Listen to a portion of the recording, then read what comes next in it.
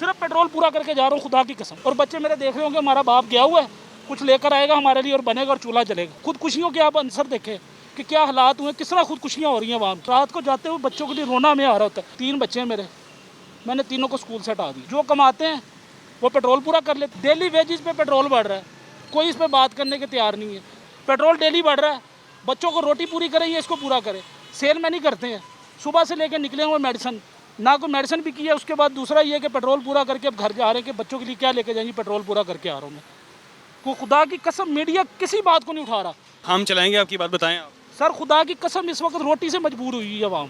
आप देखें रोडों पे, मैं कहता हूँ कि एजुकेटेड लोग जो इस तरह करके खड़े, इस तरह नहीं कर रहे, वो इस तरह खड़े हैं हाथ उठा के कि खुदा के लिए मेरे घर में बच्चे भूखे मर रहे। ये भी आप चले जाए जिना से आगे जो यूनिवर्सिटी रोड है, माएँ अपने बच्चों को लेके बैठी हुई हैं। हमें लग रहा है कि वो पेशावर है, पेशावर नहीं है सर। वो वाइट कॉलर लोग थे जो पहले अपना रोज़गार कमा रहे थे, इस वक्त वो इस तरह करने पे मजबूर है। अपने बच्चों को स्कूल की यूनिफॉर्म में लेके बैठे हुए रोडों पे।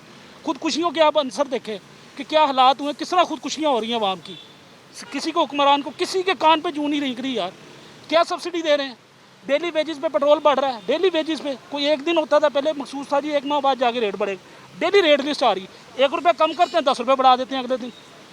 पेट्रोल बढ़ता है, हम कहते हैं जी पेट्रोल बढ़ा है, 2 रुपये बढ़ा है 3। आप पीछे देखें ट्रांसपोर्टेशन का इस वक्त क्या आलम हुआ हुआ है। इम्पोर्ट पे जो चीज़ आती है उस पर हमारी सारी ट्रांसपोर्टेशन यूज़ हो रही है। सब्जियाँ महंगी हैं, अशिया खुर्दोनोश महंगी है, कोई चीज़ इंसान की पहुँच में नहीं रहेगी। मैं कहता हूँ कि बेबसी, रात को जाते हुए बच्चों के लिए रोना में आ रहा होता है। इस वक्त आप मेरा वजूद देख रहे हैं कि मैं रो रहा हूँ अंदर से, और बाखुदा मैं रो रहा हूँ अंदर से। क्या काम करते हैं आप? मैं मार्केटिंग करता हूँ, सिर्फ पेट्रोल पूरा करके जा रहा हूँ खुदा की कसम। अब आपको क्या बताऊँ, सुबह से निकला हूँ, सिर्फ पेट्रोल पूरा किया और अब घर जा रहा हूँ। और बच्चे मेरे देख रहे होंगे हमारा बाप गया हुआ है, कुछ लेकर आएगा हमारे लिए और बनेगा और चूल्हा जलेगा। गैस है वो नहीं आती, 400, गवर्नमेंट कह रही है 300 रुपये किलो गैस है LPG। हम पेट्रोल उधर से लेने जाते हो 450 रुपये गैस मिल रही, कोई पूछने वाला नहीं। उनसे पूछो, कहता है जी गवर्नमेंट महंगे देती है, आप उन्हें जाके को। कोई चीज़ पे किसी पे कंट्रोल नहीं है। मरियम नवाज साहबा हर चीज़ का कहती है जी मैंने प्राइस कंट्रोल लिस्टें निकाली है, मेरी प्राइस टीमें निकल रही हैं। किस चीज़ की टीमें निकल रही, कौन सी टीमें, किधर हैं? ये बताएं भाईजान कि आपने जो बातें की हैं, बिल्कुल आप अपने दिल का जो हवाल है वो आप सामने रख रहे हैं। मुझे ये बताएं कि इस प्राइस से जो घर का आपका बजट है वो किस तरह से मैनेज कर रहे हैं, कितना इम्पैक्ट पड़ा है इस प्राइस के बाद? सर अल्लाह जानता है कि 3 बच्चे हैं मेरे, मैंने तीनों को स्कूल से हटा दिए। अब आप इस चीज़ को समझ सकते हैं कि एक बाप के लिए ये क्या अमल है कि मैं इस कदर बेहिस हो गया हूँ कि मैंने बच्चों को स्कूल से हटा दिया क्योंकि उन्होंने जून जुलाई की मुझसे फ़ीसें मांगी कि हमें ये जून जुलाई की फ़ीसें दें तो देन आपके बच्चों का जो एडमिशन है कंटिन्यू रहेगा। मैंने वो बच्चों को डिस्कनेक्ट करके मैंने घर बिठा दिए। तो मैंने कहा मैं कहाँ से करूँ, मैं फ़ीसें पूरी करूँ। उन्हें मैंने, एक बेटा बड़ा उसको मैंने मदरसे में डाल दिया कि बेटा हिफ्ज़ करो, और बेटी को मैंने घर बिठा दिया। तो इससे बड़ी बदकिस्मती क्या है एक बाप के लिए कि बच्चों को उसने स्कूल से हटा दिया। आप कह रहे हैं कि कैसे मेंटेन करें। मेंटेन का ये हिसाब है, जो कमाते हैं वो पेट्रोल पूरा कर लेते हैं, ये घर लेके चले जाते हैं। जो इस वक्त वाइट कॉलर इंसान था ना वो ख़त्म हो गया।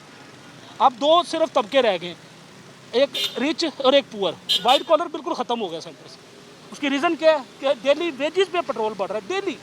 मुझे ये बताएं कि एक चीज़ तो सब जानते हैं कि जी इसराइल, ईरान, अमेरिका के जो सूरत हाल बनी, उसके बाद तेल की प्राइसेस ऊपर गई हैं। आपको लगता है उस वजह से ये मामला चल रहे हैं या वो वजह नहीं है? उसका कोई इम्पैक्ट नहीं है।